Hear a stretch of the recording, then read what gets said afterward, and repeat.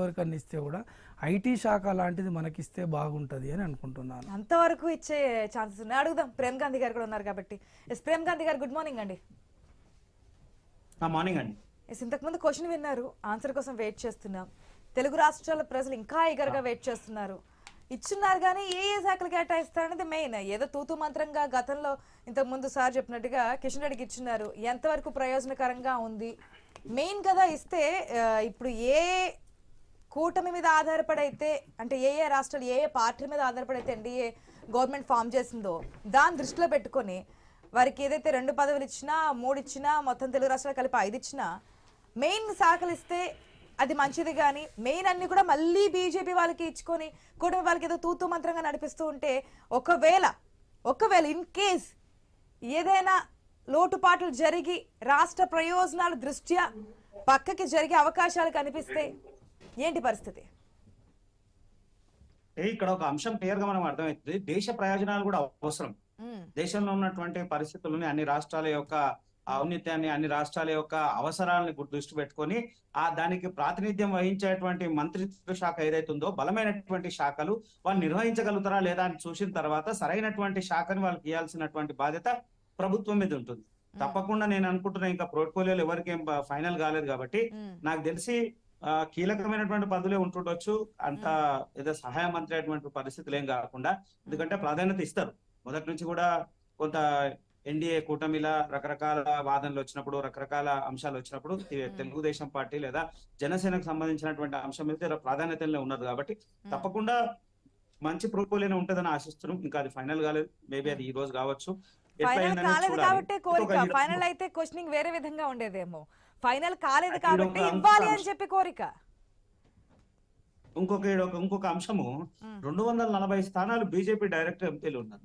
ఈ 240 స్థానాల్లో చాలా మంది అంటే ఇక్కడ తీసుకోవాల్సింది ఎంత అంటే 40-45 స్థానాలు మాత్రమే ఇతరులు అనమాట.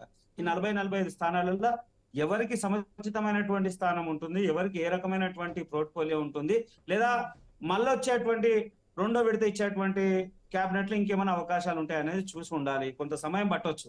ఎందుకంటే ఇక్కడ ముందు అన్నిటికన్నా ముందు అవసరం ఉండేది దేశ రక్షణ, లేదా దేశంలో ఉన్నటువంటి రాష్ట్రాల పరిస్థితులు చూడాల్సినటువంటి బాధ్యత ప్రభుత్వం మీద ఉంటుంది. కాబట్టి మోదీ గారు అది పూర్తిగా ఆలోచించి ఉంటారు. లేదా మోడీ క్యాబినెట్ లా బలమైనటువంటి 3.0 అన్నటువంటి క్యాబినెట్ లా బలమైనటువంటి అభ్యర్థులు లేదా బలమైనటువంటి శాఖ, మంత్రి శాఖలు ఎవరికి ఏముంటది అనేది కొంచెం చాలా ఆచితూచి ఇచ్చేటువంటి ప్రయత్నం ఉంది. కాబట్టి కొంత మనం దాని మీద అవకాశం ఉంది లేదు. అయితే 240 స్థానాలు ఉన్నాయి కాబట్టి మోర్ దెన్ 90% లేదా 80% బీజేపీ ఉన్నటువంటి ఉత్తరాది రాష్ట్రాలు ఉన్నటువంటి నాయకులకు ఉండడంలో ఏమాత్రం సందేహం లేదు. ఎందుకంటే 240 స్థానాలు ఉన్నాయి. ఇక్కడ నుంచి 240 స్థానాలు 2 కూటములు కనుక బయటకు వచ్చేస్తే మీరు గవర్నమెంట్ ఫామ్ చేస్తారా? ఛాన్స్ లేదు కదా. ఇది మొదటి నుంచి కూడా ఎన్డీఏలో వీళ్ళు భాగమై ఉన్నారు కాబట్టి ఇప్పుడు ఎలక్షన్స్ ముందు భాగం అయ్యే ఉండొచ్చు. నేను కిషన్ రెడ్డి కూడా అదే చెప్పున్నారు. ఎలక్షన్స్ అయిన తర్వాత మేము పొత్తు పెట్టుకోలేదు, ఎలక్షన్స్ ముందే మేము పొత్తు పెట్టుకుని ముందుకెళ్ళున్నామని. ఏపీ విషయానికి వస్తే చంద్రబాబు నాయుడు 2014 నుంచి 19 వరకు పొత్తులో ఉండి 18లో విడిపోలేదా, బయటకు వచ్చేలేదా మీ నుంచి? ఎందుకంటే ప్యాకేజ్ గురించి, హోదా గురించి టర్న్ తీసుకొని బయటకు వచ్చేసారు. ఎస్ మాతో అవ్వడం లేదు అని చెప్పి మళ్ళీ పొత్తు పెట్టుకున్నారు. ఓకే, రాష్ట్రంలో అధికారంలోకి వచ్చారు భారీ మెజారిటీతో, కాదనడం లేదు. ఒకవేళ అనుకున్నటువంటి శాఖల కేటాయింపు జరగకపోతే అదే ఒక విషయం మేడం గమనించాలి. మనము చంద్రబాబు నాయుడుకి క్యాబినెట్ లో మంత్రి పదవి ఎంత ఇంపార్టెంటో రాష్ట్రాల అభివృద్ధి కూడా అంత అవసరం కదా. ఇప్పుడు ఆయన రాష్ట్ర ముఖ్యమంత్రిగా ఉండి అక్కడ ఉన్నటువంటి అభివృద్ధి చూడాల్సినటువంటి అవసరం ఉంది. కేంద్రంతో ఏ రకమైనటువంటి నిధులు కావాలి, లేదా ప్యాకేజ్ కావాలా, లేకపోతే ప్రత్యేకమైనటువంటి గుర్తింపు రావాలా, లేదా ఏ రకమైనటువంటి అంశం తీసుకోవాలనేటువంటి ఆలోచన చంద్రబాబు నాయుడు లక్ష్యంలోనే పనిచేస్తారు తప్ప ఈ మంత్రి పదవులు రాలేదు లేదా ఇంకోటి రాలేదని ఎన్డీఏ మీద వ్యతిరేకత చూపిస్తారని నేనైతే అనుకోను. ఖచ్చితంగా ఆయన రాష్ట్ర భవిష్యత్తు అవసరం. అక్కడ ఆ రాష్ట్రం అధోగతి పాలైంది. 5 సంవత్సరాలు వెనకబడ్డటువంటి రాష్ట్రము పక్కన ఉన్నటువంటి తెలంగాణ రాష్ట్రంతో పోల్చుకుంటే 10 సంవత్సరాలు ఎంతో వెనకబడ్డది అనేది అక్కడ క్లియర్ కనబడుతుంది. ఆయన అట్లా తప్పు చేస్తాడంటే నేనంతా అనుకోను. తెలంగాణ డెవలప్ అయిందంటారు ఈ 10 years లో. తప్పకుండా అండి, కనబడతా ఉంది కదా మనకు. సో కేసీఆర్ ఎంతో కొంత డెవలప్ చేశారు. మీరు అనుకున్నంత స్థాయిలో అవినీతి ఏం డెవలప్మెంట్ జరగలేదు అనేది అంతా అవాస్తవం. అంతేనా ప్రేమ్ గాంధీ గారు? ఎప్పుడైతే తెలంగాణ అంశంలో తెలంగాణ అంశంలో ఎక్కడైతే అవినీతి జరిగిందో, అవినీతి జరిగినప్పుడు కేంద్ర ప్రభుత్వం దాన్ని నిలదీసినటువంటి దాఖలు ఉన్నప్పుడు మాత్రమే ఇక్కడ ఉన్నటువంటి ప్రభుత్వానికి కేంద్రానికి కొంత భాగస్వామ్యంగా కొంచెం దూరమైనటువంటి దాఖలు ఉన్నాయి. అప్పటి వరకు అభివృద్ధిలో కీలంగా నిలబడి ఉన్నది కదా, దాంట్లో ఏమాత్రం సందేహం లేదు. ఒకటే ఆలోచించాల్సింది, చంద్రబాబు నాయుడు గారు అన్ని తెలిసినటువంటి వ్యక్తి. ఆ రాష్ట్ర భవిష్యత్తులో ఉద్దేశించుకొని ఆయన ఎన్డీఏతో కలిసి ప్రయాణం చేస్తా ఉన్నారు. గతంలో చేసినటువంటి తప్పులు కాంగ్రెస్ పార్టీ గెలిస్తే కాంగ్రెస్ నాయకులు ప్రత్యేక హోదా ఇస్తామని చెప్పి కమిట్ అయి ఉన్నారు. ఒకవేళ ప్రత్యేక హోదా గురించి గతంలో వైసీపీ అంటే గత అధికార పార్టీ వైసీపీ చేస్తా అని చెప్పి చేయలేకపోవడం ఈసారి ఓటమిలో ఎంతో కొంత కారణమై ఉండొచ్చు.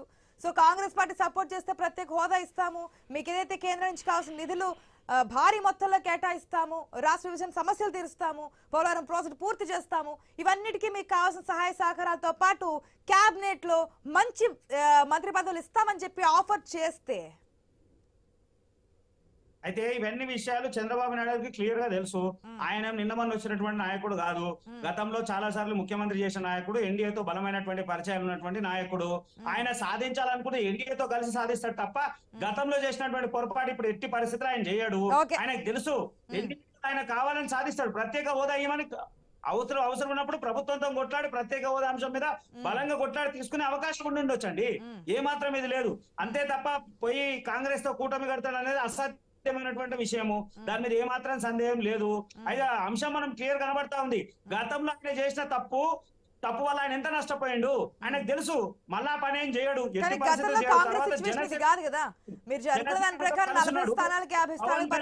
పవన్ కళ్యాణ్ గారు పుంజుకుంది. పవన్ కళ్యాణ్ యాత్ర ద్వారా ఎంతో కొంత మైలేజ్ అయితే సంపాదించింది. కూటమికి మీకు అంటే ఎన్డీఏకి ఇండియాకి పెద్ద డిఫరెన్స్ ఏం కనిపించట్లేదు. వ్యక్తిగతంగా బీజేపీ బలంగా అనిపించినా మీరు అనుకున్నటువంటి యూపీ స్టేట్ లో, అయోధ్యలో ఇటువంటి దాంట్లో మీ ఓటమి దాదాపు కనిపించింది. ఏ విధంగా మీ యొక్క సంఖ్య తగ్గింది ఏంటి అనేది. ఓకే, ఒక్క నిమిషం. మెయిన్ గా టీడీపీ కాబట్టి మనకి కేసీరావు గారు